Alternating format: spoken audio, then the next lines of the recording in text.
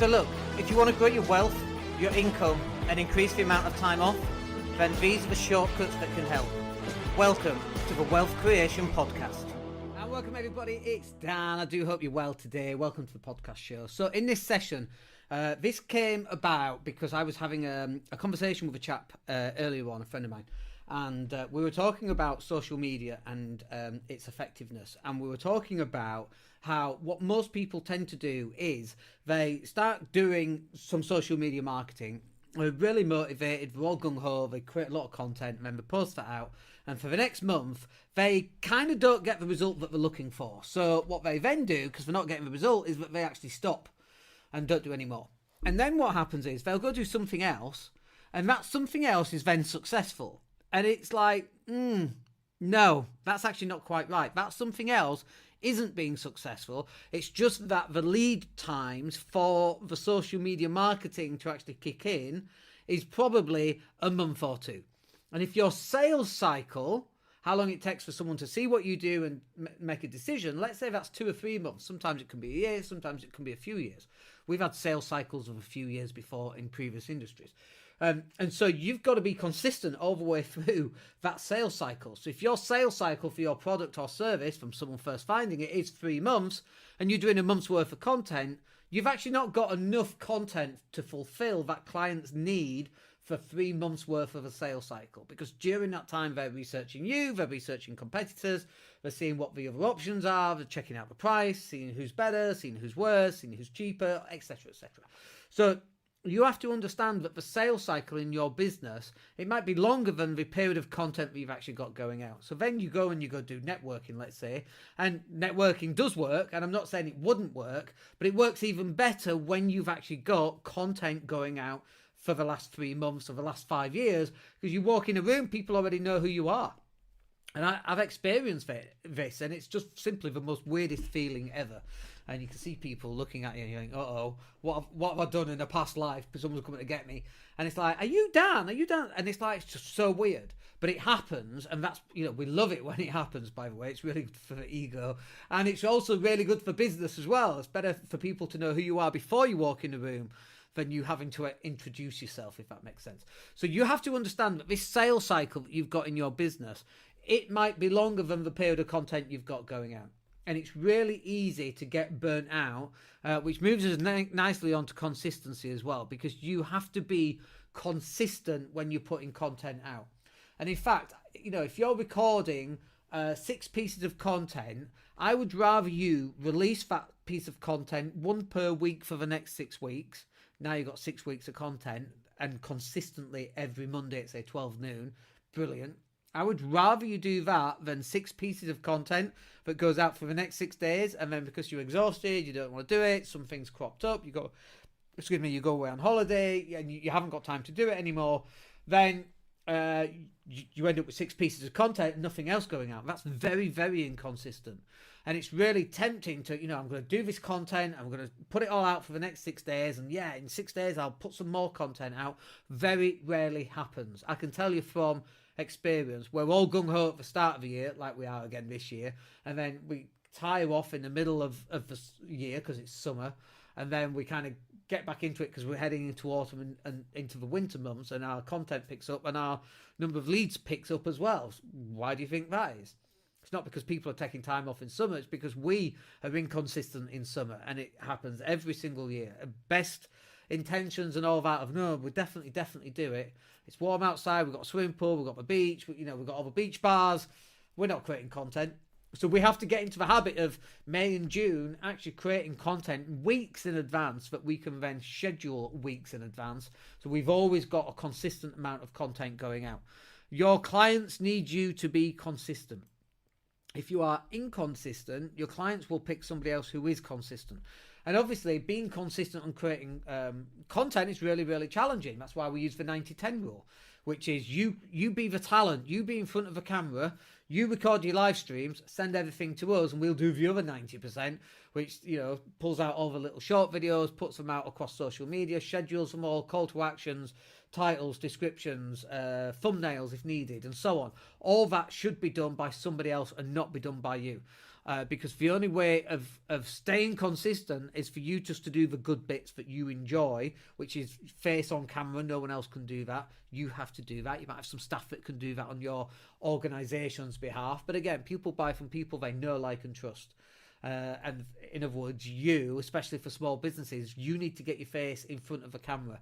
90-10. You do the 10%, send it to us, we do the other 90%, or whoever that's going to be in your organization. And then the next one is about poor visual quality. Like, in the olden days, we used to get maybe 8 to 15 different pieces of content, and then we would make a decision on that. And, you know, where are you getting your content from? The Yellow Pages, newspaper, if you get on TV, if you're lucky, or the radio, if you spend a lot of money. Those days have gone. 8 to 15 different pieces of content? No. Try 800 to 1,300 different pieces of content in 2025. You have to create a lot of content, because now people are getting bombarded every single minute of their lives with messages, marketing. Buy this perfume, buy this car, have a hamburger, buy a drink Coca-Cola, drink Pepsi, don't drink Coke, drink Pepsi. Like, constantly, brands everywhere, messages everywhere. You turn on the radio, brands coming at you. You walk down the street and billboards and cars signed up. You go on the internet, adverts everywhere, everyone telling you what to do, like me. So you need to stand out somehow. And the question is, how are you going to stand out? So visual quality is a really great way. Like, we've got this up here. We've got this little agenda thing, which is really there to remind me what on earth I'm supposed to talk about, get me back on track, because I tend to go off topic quite often. It's just who I am, right? I'm authentic, and that's who I am. We'll talk about that in a minute. But you've got to have some good visual quality. And if it's just you, face to camera, and it's a little bit dull, we've got the Captain America shield, we've got a planet that's kind of lit up, we've got some lights, and we've got all this stuff going on. It's a little bit more intriguing, and so people stop and take a look and wonder why. So that's some of the stuff that you can implement in yours. Or it can be your locations. Try filming on a fairground ride. Like, I don't know, just random stuff. If you're going boating, do it there. If you're walking on the beach, film a bit of content there. Just be different and stand out. Especially right now, we live in a TikTok generation where you have all these templates on TikTok that you can upload an image to, and it does all this amazing stuff. That stands out more than your face to camera, and it's very, very challenging to get your content to stand out against everything else that you have to stand out against. And it's not other people's content. It's not just your competitors. It's Netflix, it's Prime Video, it's Disney, all this stuff. It's going out for a walk. How do you get your message across if someone isn't engaging on social media and they go out for a walk? That's why you should have a podcast, for example, so people get to listen to you when they're out for a walk. We know it happens. We used to get emails when we were more consistent with our podcast show, and we're definitely less consistent today, and that needs to go back up.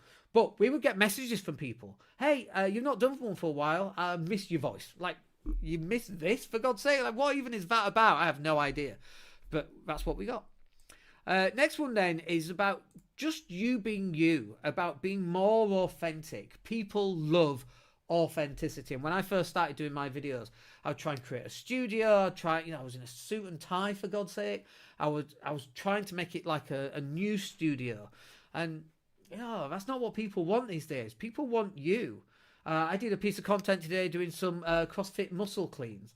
Like, I'm in my shorts, I'm lifting muscle cleans. Like, it's not a shiny object. It's not this well-polished, shiny piece of content. I don't think people want that in this day and age. And I see people using AI filters on their profile picture, making them look 20 years younger.